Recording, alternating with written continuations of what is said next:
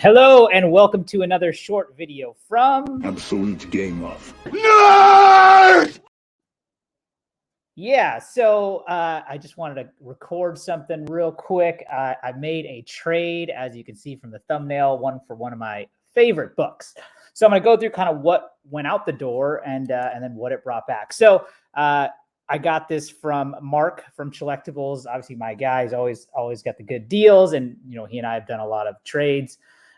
So it was a partial trade in cash, and then I used other books that you'll see as well that made up the rest of the cash. So it was actually probably a net profit all in all. So what went out the door? Let's take a look here.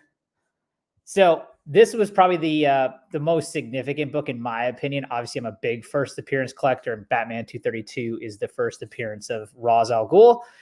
I love this book, but you just got to come down to the point where it's like you can't have it all.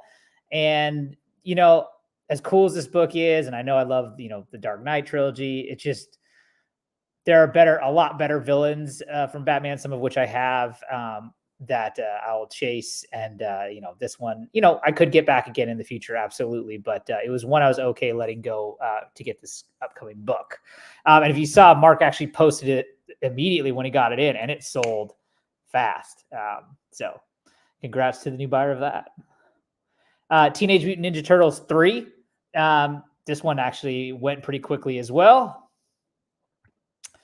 Fantastic Four Annual 6. This was a super low grade copy, so I just got a little bit of value on it from Mark. I like this book as low grade as it was. I was like, I don't need to keep this one. Wolverine 1, again, one I've had before, one I've sent away before to do just this, right? Fund the other book that I want more. I always loved this cover. It's one of the most iconic from my childhood, but these are abundant. I can always go and find this book for a good deal at some point. And, will I have it again? Yes. Will I trade it away again? Probably. It's kind of one of those books that will probably come and go often in the collection. And then these two I sold real quick on Facebook. X Factor 6, first appearance of Apocalypse, and X Factor 24, first appearance of Archangel. Great books, great characters, first appearances. The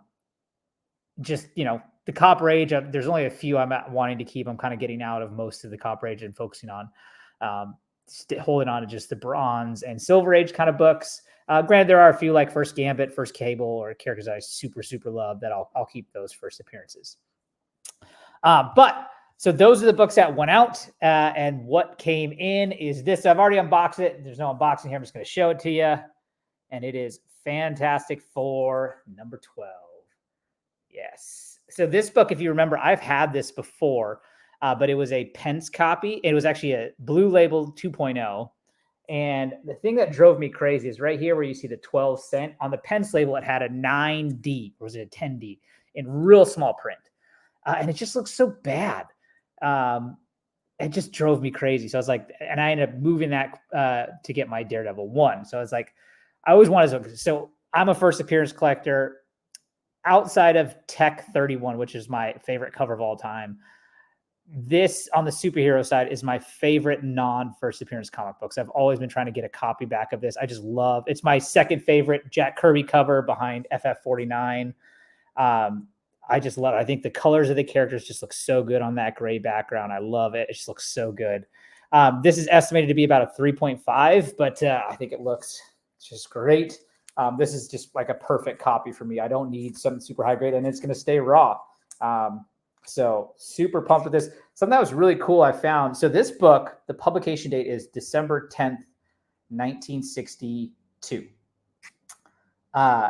And I was looking at it, and there, let's see if you can see it up there above the 12 cent. It says 12-11. So I'm just curious, is that the date of when this book was bought off the stand, which would be the day after it came out of the publication? So kind of an interesting thing there on that note.